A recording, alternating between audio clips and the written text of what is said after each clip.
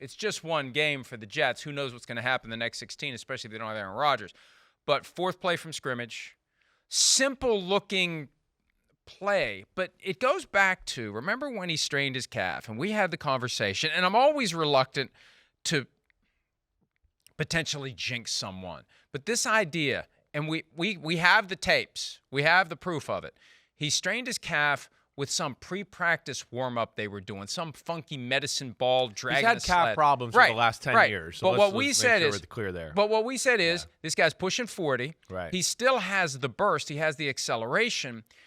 And when you apply those forces to an aging body, you said this is an old man injury. The calf pull is an old man injury. And it's all part of the same thing. The calf, the Achilles, it's all tied together. Definitely. And if something goes, it goes. And last night, on a seemingly innocuous routine play, it went. Yeah. And that was that. Like, I wouldn't have looked at this as like, well, he suffered a serious injury. There was nothing that happened as you watch it in real time that makes you say there's a problem. So he stands up, he's in denial, and you read the body language. And this was where it got very difficult for me, because I hear in my ear Sam Flood, our ultimate boss, saying, never speculate on injuries. Yeah. Never speculate on injuries. And Chris is texting, he's got a torn Achilles. He's got a torn Achilles. Yeah. Well, when you play football and you've been around, you see guys get injured like this. You see guys get tackled, and you look what's a normal, oh, wait, he went down the right way. When I saw it live, I saw, I feel like I saw just a little bit of a hard pressure on that left foot at the last second. And then when they were if we could play it again, kind of playing through the clip, the way he laid there at first, even though you got a split second of it here. So he gets tackled here. I saw the foot get jammed in the ground, and then the way he kind of laid, and I was watching the leg, and I go, he didn't move his leg as they were cutting away. It was kind of just sitting there dead. And I told my son, even before they flash back to this, I go, I hope he's okay. Rodgers is going to be limping. And he's like, what do you mean? And then, of course, he sat down on the football field. But you saw there, that step there, that left foot got too much weight on it, and the heel went all the way to the ground where it wasn't supposed to go all the way to the ground. And, of course, hey, it's on field turf. I don't love that. But more than just diagnosing the injury and texting you, I think it's his Achilles right away. I was like in shell shock. I mean, I was in shell shock. I was sitting there with my wife and my kid, and just like, you want to talk about Debbie Downer? Thanks for the invite, by the way. Well, your partner's stuck in town overnight, and I keep thinking, because Matt Casey invited me over. Yes, he did. Right. And I said, I'm not in the frame of mind tonight. I got to rest. I got to do some work. And I started thinking, I wonder if Chris is going to invite me. I thought about it. I would have politely declined, but I was wondering, is my partner going to invite me over? All these years, I've never been to your house. You're going to be there soon. I thought Maybe about tonight. it. I thought about it. We had a lot of things going on yesterday, and by the time I didn't settle into the couch between picking up the kids for activities and doing all that, and then me getting ready for my college football game this weekend. So I'm sorry. I knew you were thinking that. I gave you a break. And I was like, my day was game. a little crazy yesterday. I was not in the frame of mind to interact with anyone last night. There was a period of about 90 minutes where you were pissed where I and was you just needed like, to let steam blow there's up. no reason for anyone You slept to good interact last with night? me. Because you have a line in the pillow still. Yeah, I do. Friggin', I know. Isn't that weird? You slept hard on that left face there. Well, what happened was, I got to the hotel, and it was in that Gulf around, and you brought me there, but like, do I eat dinner or do I take a nap? It's like, how do I time all this out? I was hungry, and I felt like I could keep going. Well, what happened after I ate dinner? I'm tired now. So I slept right up until 5 minutes before the kickoff. Right? Okay. And it made me feel better. And then, because I was up late last night. Last night was one of those nights where after the Monday night game, you keep going. Yeah. So I'm glad I took that nap, because I ended up sleeping 5 hours on the back end. But either way, and I'm sorry, you'll get invited. It was the most right. Debbie Downer moment. I mean, I can remember. I really sat there and moaned really the whole first half of the football game. Sitting there on the couch, I just was like, I can't believe this. Not only on everybody knows I love Aaron Rodgers, and he, my favorite quarterback for a long, long time. just as a football fan, I mean, all the buildup, we were so excited. He looked so good in the new Jet uniform and looked ready to go. I mean, just everything about it, the excitement in the crowd, the excitement in the season around the AFC East and the AFC with all the quarterbacks just tumbling down before you can even settle in. Right, the way they started the game, running it out with the 9/11 tribute and him and the American flag. I mean, I'm texting people in the stadium. They're going, it's unbelievable in here. It's never been like this before. And then it just all dies right there. They gave you the little. And yeah, he gave me a little he's smoking the good stuff there. Yeah. But that just that hurt my heart, not only as a human for Aaron Rodgers, but just as a football fan. It just takes away a huge story that I think we were all looking forward to this year. I didn't see that part live. I literally you were sleeping. I saw every play of the game, right? But we didn't even get to see him get in a groove. Anything. I know. Anything. 4 snaps in, and that was that. Under pressure, what? All 3 of the 4 snaps. That's the other thing too. Yeah. Even if he hadn't suffered an injury on that play, that offensive line was a little leaky to get started. Unbelievable in the run game, but in the pass game they couldn't actually. It was kind of funny, the first snap where Mekhi Becton kind of dove at Greg Russo's legs, and Russo, I felt like Russo was going to be all over him all night long. Yeah. And then we had said last week that, Bills pass rush, but they don't have Von Miller. What's Leonard Floyd going to do? Leonard Floyd ultimately ends up ending the season, potentially, apparently, possibly, whatever of Aaron Rodgers. Well, three-step drops. They have these little 3-step drops, and so they're thinking, hey, let me cut these guys, right? Let me get their hands down so they can't get in the passing lane because Rodgers is going to come over here, and they're expecting the ball to be 1, 2, 3, boom, it's gone, right?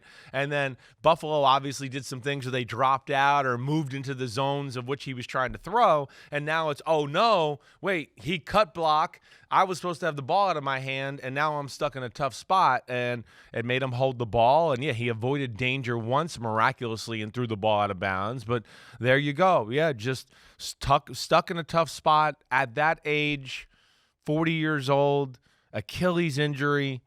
Like, I fear we never see Aaron Rodgers again. This is the kind of injury that could end his career. He might just go, this is too much to come back from, and I don't know if I can do this. And that's where I was going to take it next. Yeah. Like, what does this mean by way of rehab? I remember there was a time, been 5-6 years ago, Tony Dungy tore his Achilles playing basketball or something like that, and we had the event that we do every May, the Dog and Pony Show for advertisers, and he had that little cart where you put your knee on the cart. One leg up on there. And it's the little cycle. It's the one-legged cycle, and you're walking around with that. I mean, there's a period of time where you got to do that either way. Yeah. That's just part of the rehab. Then once it's healthy, you got to get yourself ready to play again.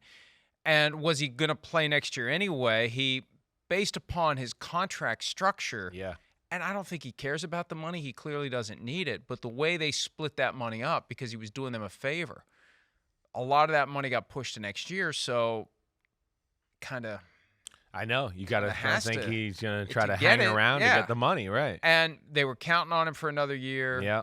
But do you want to put yourself through all of that again when you know there's a chance that what happened last year is going to happen again, or it's going to be something else? There's an increased likelihood you're going to tear the other Achilles once you tear the first one. It's no question. And he's had the calf injuries. Yeah. And so this is retreat back to the dark room material for Aaron Rodgers to figure out what he wants to do next year. And that's for the offseason. For now, it's just get yourself healthy. Do you think he throws himself into this role of basically assistant coach, mentor to Zach Wilson, and he's around all the time? He left at halftime. Yeah, right. And he had to process his situation. He's got to grieve here, of course. But will he go to Dallas? Will he even be able to go to Dallas on Sunday? They got to operate on this thing. There's issues about flying. Right. And, maybe he won't even be there in Dallas. But once he's good enough to be at the games, do you think he'll be around and fully engaged? Sometimes we see guys get injured and they're gone. Yeah. And some guys are there constantly all the time. What do you think he'll do? It's a good question. I do not know Dallas this weekend. I feel confident in saying that. But there's a part of me that I do feel like he's going to be around. I feel like he invested himself emotionally and psychologically into the football team and really to the New York area for the most part.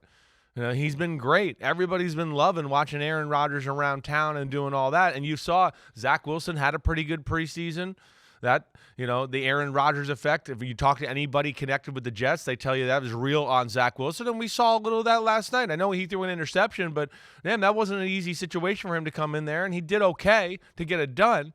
But I do. I think in my heart of hearts, I think he is going to be around. I think – they're going to beg him to be around because of his energy, and then they're going to want him there, I think, for the Zach Wilson aspect that you brought up, just to stay there. Hey, go through thought process, what I'm thinking when I play these defenses. You got to be thinking this and check to that and stay on top of his mechanics. And, he purchased this house in New Jersey, not far from the facility.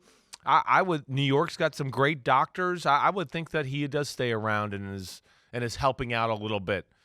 With as much as he, has been investing himself to everybody personally on that football team over the last 6-7 weeks anyways. I agree with you. The question is, how long does it take before him to be able to do it? And he's got to work through the mental side of this. I can't even imagine. When will he be ready? Does he even want to be around? Right. Is he just thinking, screw the football gods? I'm for cursed, doing this to whatever. Yes, right. This was my chance. This was my opportunity. Yeah. I think that it'll be helpful to him eventually to be around, but he's got to make that decision as he works through this, and it's not going to be easy, and it's going to take some time because for as devastated as you were, it's going to be 1,000 times worse for the guy who's in the middle of it. Oh, him in the middle. Yeah. I can't imagine, and then. The devastation of the football team in general there. I mean, that was a big win last night. They did it, but you saw there, like, the guys in the locker room basically telling, we would have taken the loss if we could just still have Aaron Rodgers. Like, that's how much they believe in the guy. And I want to ask you, because I know you're a little older than me. You got a great history feel, and I know you watch so many games. Do you ever remember a stadium going from that electric to showing Robert Saleh on the sideline looking like he just saw a ghost or somebody get killed in front of him, and a stadium and a sideline and everything that just was like deflated instantly? I don't remember an instance that I can remember where it went like that. I mean, it's fairly recent, but there were similarities to the vibe after DeMar Hamlin had his cardiac arrest on the field, but the game didn't continue. Yeah. This was the standard injury, game keeps going. Yeah. Injury, whatever it is. Right. Player needs attention. Players removed from the field. Yeah. Game keeps going. And it was just a weird feeling of we've had all this buildup, the Hard Knocks team, all the talk about Aaron Rodgers, 3-4 years in the making for him to leave Green Bay. And here we go, and here it is. And we don't even turn the lights on the Christmas tree, and the tree falls over. Yeah. That's what it felt like. Yeah. We didn't even get a chance to see what it was going to look like. I mean, really, that's the best metaphor I can think of. We spent all this time buying the tree. We spent all this time putting the stuff on the tree. We've been working on it forever, and now it's time to flick the switch, and before you can even flick the switch, it's just done. Yeah. It's just done. It's gone. Yeah. It leaves a real stale or, just bad taste in your mouth. It does. It stinks. I was excited as I can ever remember here about a season because of the quarterbacks, because of some of the storylines, and of course Aaron Rodgers and what he could do with this Jets team. And as we saw last night, excuse you. Bless you is the proper. Bless you. Yeah, thank you. But I tried to fight through it, but it wasn't. Nah, you gotta let it go sometimes. But yeah, we didn't even, we see last night the Jets team they got talent.